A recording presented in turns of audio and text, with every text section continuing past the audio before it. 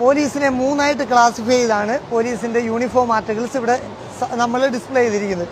സാധാരണ ആദ്യം സർവീസിൽ കയറുന്ന ആൾ മുതൽ SI വരെ ഒന്നാം കാറ്റഗറി, ഡയറക്റ്റ് ഡിഗ്രി പരീക്ഷ എഴുതി SI ടെസ്റ്റ് പാസ്സായി SI മുതൽ നമ്മുടെ SP വരെ ആവുന്ന രണ്ടാം കാറ്റഗറി, പിന്നെ നമ്മുടെ സമൂഹത്തിലെ ഏറ്റവും ഹൈ പോസ്റ്റായിട്ടുള്ള സിവിൽ സർവീസ് എഴുതി വരുമ്പോൾ സിവിൽ സർവീസിലെ സെക്കൻഡ് ഗ്രേഡായ IAS IPS IPS കേഡർ മുതൽ മുകളിലോട്ടുള്ള മൂന്നാം തലം, അങ്ങനെ 3 തലങ്ങളിലായിട്ടാണ് നമ്മൾ ഈ പോലീസിൻ്റെ യൂണിഫോമിനെ ക്ലാസിഫൈ ചെയ്തിരിക്കുന്നത്.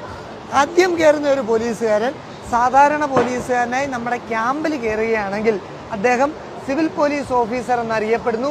അദ്ദേഹത്തിൻ്റെ യൂണിഫോമിൽ കേരള പോലീസിന് പകരം അവിടെ KAP കേരള ആംഡ് പോലീസ്, അദ്ദേഹം തിരുവനന്തപുരത്ത് ക്യാമ്പിലാണ് കയറുന്നതെങ്കിൽ SAP സ്പെഷ്യൽ ആംഡ് പോലീസ്, അദ്ദേഹം മലപ്പുറത്താണ് കയറുന്നതെങ്കിൽ MSP മലബാർ സ്പെഷ്യൽ പോലീസ്, അങ്ങനെ 3ആയിട്ട് അവർ മാറും.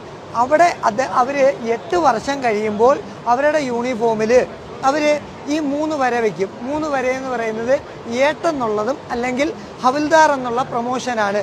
അത് കഴിഞ്ഞാൽ 20ാമത്തെ വർഷം അവർ അസിസ്റ്റന്റ് സബ് ഇൻസ്പെക്ടർ അഥവാ ASI ആവും.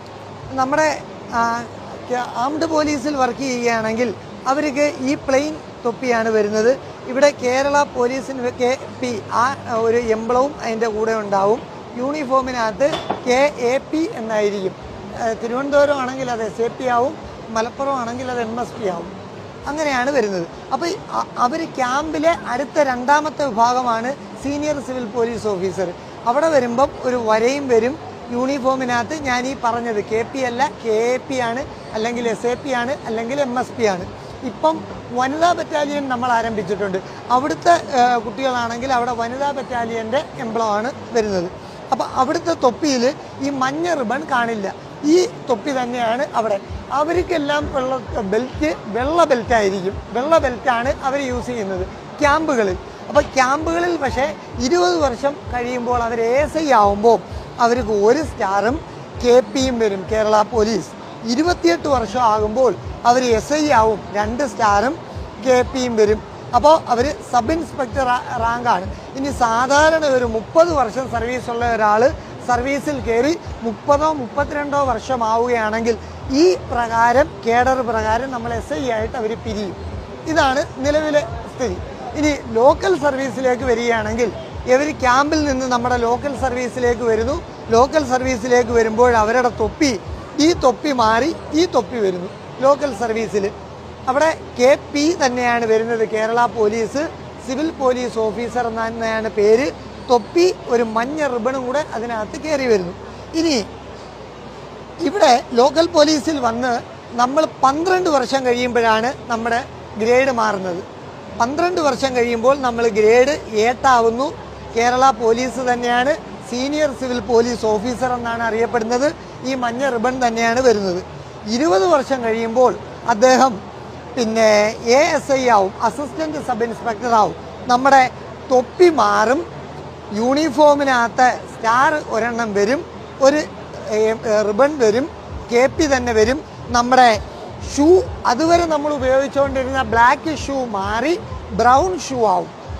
അതുകൂടാതെ ഈ SIമാരുടെ തൊപ്പി എന്ന് പറയുന്നത് നമ്മുടെ ബെൽറ്റ് എന്ന് പറയുന്നത് റെഡ് ബെൽറ്റാണ്.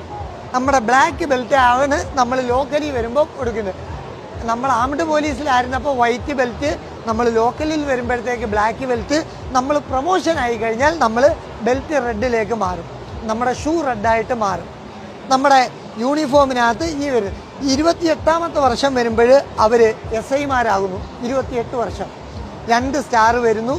KP തന്നെയാണ്, കേരള പോലീസ് തന്നെയാണ്. സബ് ഇൻസ്പെക്ടർ ലെവലിലേക്ക് അവർ മാറുന്നു.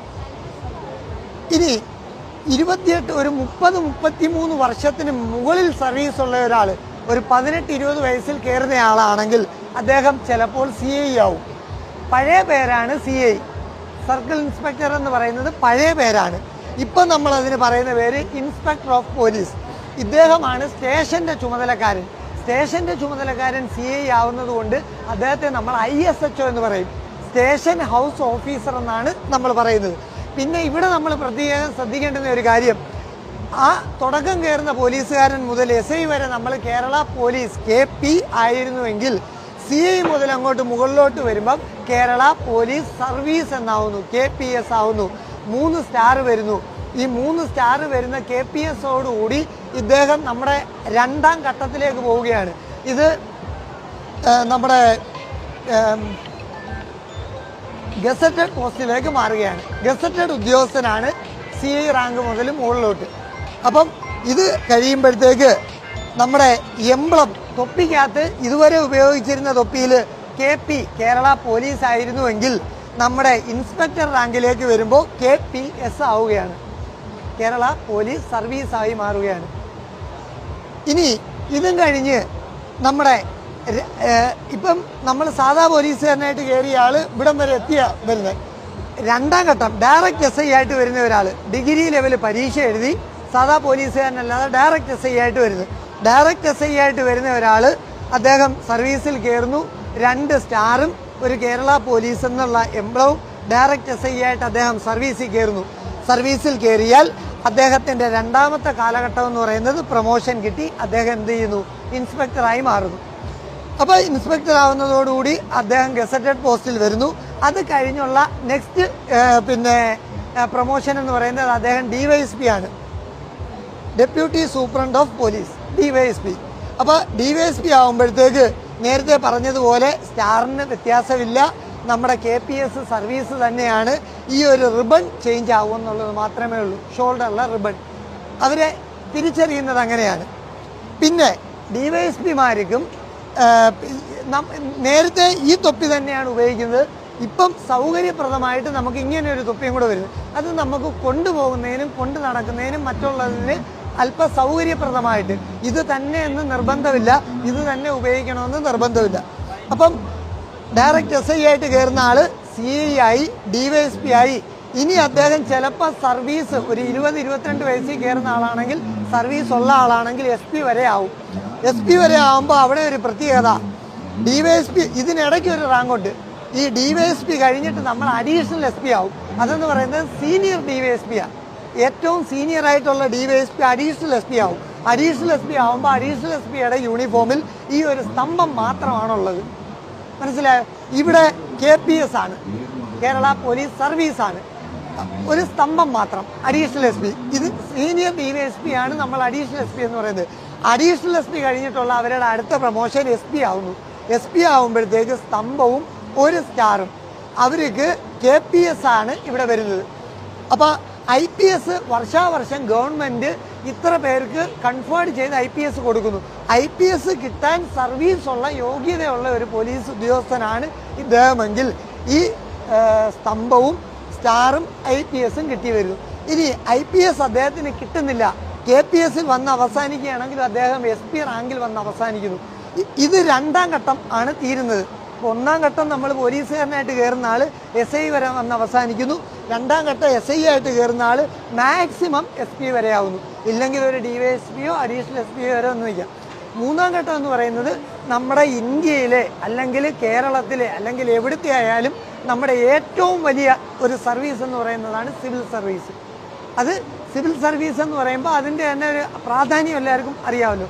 അതിൽ ഏറ്റവും ഇമ്പോർട്ടൻ്റ് ആയിട്ടുള്ളതാണ് IAS IPS. അതാണ് ആൾക്കാർ കൂടുതലും ചോയ്സ് ചെയ്യുന്നത്. IPS കേഡറിലേക്ക് വന്ന് നമ്മുടെ റാങ്കിലേക്ക് വന്ന് അവർ വരികയാണെങ്കിൽ അവർ ASP ആയിട്ടാണ് ജോലിക്ക് കയറുന്നത്. അവരുടെ IPS ആണ് അവർക്ക് കിട്ടുന്ന സ്ഥാനം. നമുക്ക് കിട്ടുന്ന സ്തംഭവും നക്ഷത്രവും തന്നെയാണ്. പ്രവേശൻ കാലയളവിൽ അവർ ASP ആയിട്ട് ജോലി ചെയ്യുന്നു. അത് കഴിഞ്ഞ് പ്രവേശൻ പീരീഡ് കഴിഞ്ഞു. ഒരു ജില്ലയുടെ തലവനായിട്ട് വരുമ്പോഴത്തേക്ക് SP ആവുന്നു.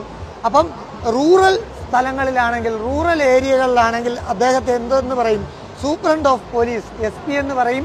സിറ്റി ഭാഗങ്ങളിലാണെങ്കിൽ അവരെ കമ്മീഷണർ എന്നറിയപ്പെടും. അവർക്കും നമ്മൾ നേരത്തെ പറഞ്ഞതുപോലെ ഈ തൊപ്പിയും ഉപയോഗിക്കാം, ഈ തൊപ്പിയും ഉപയോഗിക്കാം.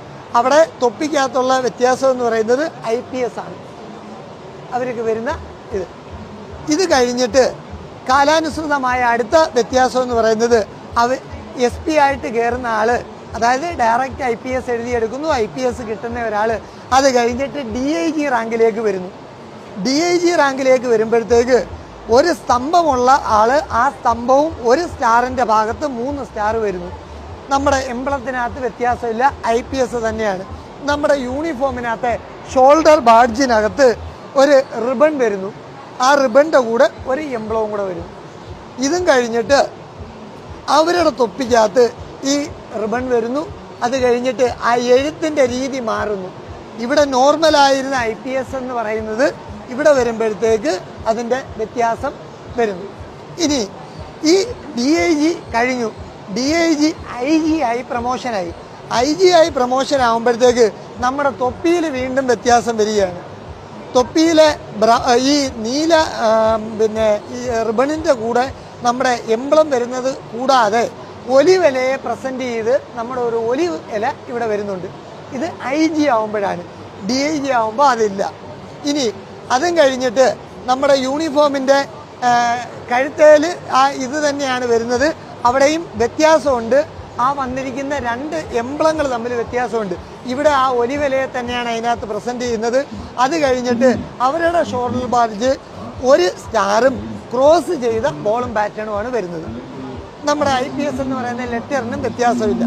അദ്ദേഹം IG ആയി മാറി, ഇൻസ്പെക്ടർ ജനറൽ ഓഫ് പോലീസായി മാറി. ഇത് കഴിഞ്ഞിട്ട് രണ്ട് പ്രൊമോഷനാണുള്ളത്. ഒന്ന് ADGPയും ഒന്ന് DGPയും. ഇത് കഴിഞ്ഞ് ഞാൻ നേരത്തെ പറഞ്ഞതുപോലെ തന്നെ ADGPക്കും DGPക്കും ഒറ്റ യൂണിഫോം ആർട്ടിക്കിൾസ് തന്നെയാണ്. അപ്പം ADGP ആകുമ്പോഴും ഇത് തന്നെയാണ്. അപ്പം അവിടെ IG ആയിരുന്ന ഒരു ഒലിവേല മാത്രം പ്രസൻറ്റ് ചെയ്തിരുന്ന തൊപ്പിയിൽ രണ്ട് ഒലിവേല പ്രസൻറ്റ് ചെയ്യുന്നു. അത് ഫലത്തിൽ നമ്മൾ നോക്കുമ്പോൾ 4 ഒലിവേലയായിട്ട്, അതായത് 2 ലീഫ് ഇങ്ങനെയും 2 ലീഫ് ഇങ്ങനെയും 4ആയിട്ട് നമുക്ക് തോന്നും. 2 ഒലിവേലയായിട്ട് പ്രസൻറ്റ് ചെയ്തിരിക്കും. ഇത് കഴിഞ്ഞാൽ അവരുടെയും പിന്നെ എംബ്ലം ഇത് തന്നെയാണ്. ക്രോസ് ചെയ്ത ബോളും പാറ്റേണും നമ്മുടെ സ്തംഭവുമാണ്. അത് കഴിഞ്ഞിട്ട് ഈ എംബ്ലത്തിനകത്ത് നമ്മുടെ ഒലിവല അല്പം കൂടി വലുതാവുകയും നമ്മൾ നേരത്തെ കണ്ടിരുന്ന ഈ ചെറിയ ആ ഒരു ക്രോസ് അല്പം കൂടി വലുതായി വരികയും ചെയ്യുന്നു. മനസ്സിലായോ? ഇനി ഇവിടെ കൊണ്ട് നമ്മൾ തീർന്നു. Director general of police DGP അവിടെയാണ് നമ്മുടെ പോലീസിൻ്റെ ഏറ്റവും ഉയർന്ന അധികാരി. പക്ഷേ പോലീസിൻ്റെ തലപ്പത്ത് DGPമാർ 4-5 പേര് കാണും, 5-6 പേര് DGPമാരുണ്ട്. പോലീസിൻ്റെ തലപ്പത്ത് ഒരൊറ്റ DGPയേ ഉള്ളൂ. അദ്ദേഹത്തെ നമ്മൾ അറിയപ്പെടുന്ന പേര് സ്റ്റേറ്റ് പോലീസ് ചീഫ് എന്നാണ്. അപ്പോൾ പോലീസിൻ്റെ തലപ്പത്തുള്ള DGP ഇപ്പം നിലവിൽ നമുക്കുള്ളത് ഷേഖ് ദർവേശ് സാഹിബ് എന്ന് പറയുന്ന സാറാണ്. അദ്ദേഹത്തെ നമ്മൾ സ്റ്റേറ്റ് പോലീസ് ചീഫ് എന്നറിയപ്പെടും. അപ്പം നിങ്ങൾ ചോദിക്കും ബാക്കിയുള്ള DGPമാരെല്ലാം എവിടെയാണെന്ന്. ബാക്കിയുള്ള DGPമാരെ മറ്റ് വിഭാഗത്തിൻ്റെ ചുമതലയേക്ക് വിടും. അവർക്കും DGP തന്നെയാണ് റാങ്ക്. പക്ഷെ അവർ ഏത് വിഭാഗത്തിൻ്റെ തലവനായിട്ടിരിക്കുന്നോ ആ വിഭാഗത്തിൻ്റെ തലവൻ എന്ന പേരിൽ അറിയപ്പെടും. ജയിലിൻ്റെ മേധാവിയായിട്ടാണ് അറിയപ്പെടുന്നതെങ്കിൽ അദ്ദേഹം ജയിൽ മേധാവി എന്നറിയപ്പെടും. പിന്നെ ഫയർഫോഴ്സിൻ്റെ മേധാവിയാണ് എന്നുണ്ടെങ്കിൽ ഫയർഫോഴ്സിൻ്റെ മേധാവിയാണെന്ന് അറിയപ്പെടും. അങ്ങനെ ആ റാങ്കിൽ വ്യത്യാസമില്ല, DGP റാങ്ക് തന്നെയാണ്. ഇങ്ങനെയാണ് നമ്മൾ 3ആയിട്ട് ഇതിനെ ഡിവൈഡ് ചെയ്ത് പോകുന്നത്. സാധാരണ പോലീസുകാരൻ മുതൽ SI വരെ, ഡയറക്റ്റ് SI മുതൽ നമ്മൾ DYSP, മാക്സിമം SP, ഇനി IPS കിട്ടുന്ന ആൾ DGP വരെ എത്തും.